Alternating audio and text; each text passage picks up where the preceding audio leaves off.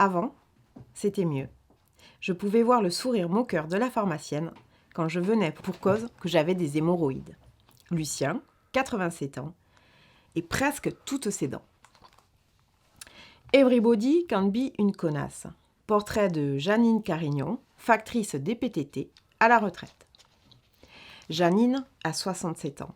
Elle a longtemps écouté stoïque son beau-frère Luc dire au repas de famille que putain, s'il avait su, au lieu d'épouser Colette, sa sœur à Janine, il aurait plutôt pris un chien. C'est moins con et c'est moins chiant, un chien. Les femmes, tu comprends, ça a toujours un pet de travers et ça a ses rognes, ses humeurs, ses manies. Faut mettre les patins parce que ça a fait le ménage le matin. Ça râle pour tout et pour rien, surtout pour rien. Faut pas trop boire, faut pas trop manger. Bref, avoir une femme, c'est chiant. Un chien, c'est mieux. Janine a longtemps médité là-dessus en silence. Pour pas faire de vagues, comme on lui avait appris.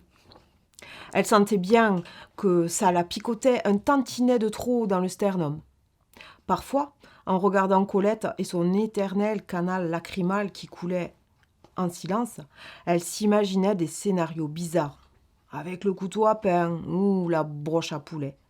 Mais elle restait à méditer sur cette histoire de canidé, meilleur compagnon de l'homme que sa petite sœur Colette, dodue, rieuse, coiffeuse depuis 45 ans déjà. Elle avait des trémolos dans ses pensées. Puis, un jour, c'était pour la Toussaint, la 4e de veuvage pour Janine, son mari ayant eu la riche idée de clamser en déposant les chrysanthèmes sur la tombe familiale. Jean-Claude avait dit « Je serai pas long, je fais un saut sur la tombe de papy Marcel et mamie Luce. » Il était allé fumer en douce, oui, le couillon. On l'avait attendu pour l'apéro, et puis pour l'entrée. Le cimetière était au bout de l'allée. « Qu'est-ce qu'il fout, bon sang? Le gigot va être trop cuit », avait ronchonné Fernande, la mère de Janine et Colette.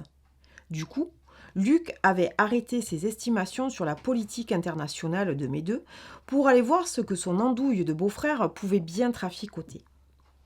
Il avait trouvé le bonhomme étalé dans l'allée de Gravillon, bouche grande ouverte. « Le cœur qu'a lâché », expliqua le médecin de famille.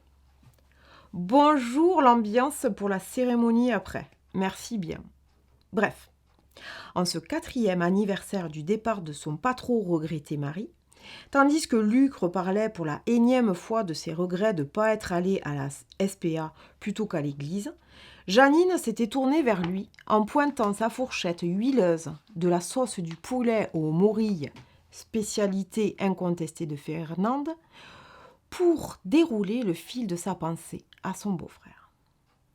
Un chien, il faut le sortir. Faut ramasser ses déjections. Faut trouver quelqu'un quand on part en vacances pour le garder. Faut le laver, sinon ça pue le vieux saucisson. Faut passer l'aspirateur souvent. Mais bon, un chien, c'est fidèle. C'est pas comme cet enfoiré de Jean-Claude qui s'est tapé la moitié du club de bridge. Paix à son âme. Un chien, ça te ramène des puces, certes, mais pas des chlamydia. Un chien, ça te raconte pas qu'il part en séminaire de dentiste pour claquer 5000 balles du compte commun avec sa poule du moment. Un chien, ça n'a pas de carte de crédit d'ailleurs. Un chien, ça te traite pas de connasse frigide dès qu'il a un coup dans le nez. Un chien, ça t'aime tout le temps, même quand t'es dans la vieille robe de chambre pelée à regarder le téléfilm de la 1. Alors, je ferme ma gueule, Truduc, pendant que tu te la racontes avec tes choix de vie et que tu fais chialer ma sœur. Mais il est clair que si Colette et moi, on avait adopté 2 bichons maltais en 1983, on n'en serait pas là, à écluser du blanc doux en écoutant les élucubrations d'un frustré du bulbe. Resserre-moi un verre, Jean-Luc, s'il te plaît. Luc, pardon, s'il te plaît. Tiens, rends-toi utile, pour une fois. Ça fait pouffer de rire Colette. Elle adore ça, Janine, entendre le rire de sa sœur. C'est comme une explosion de bulles de savon. À connard, connasse et demi, comme elle se dit souvent lorsqu'elle rentre de ses foutus repas interminables. À demain.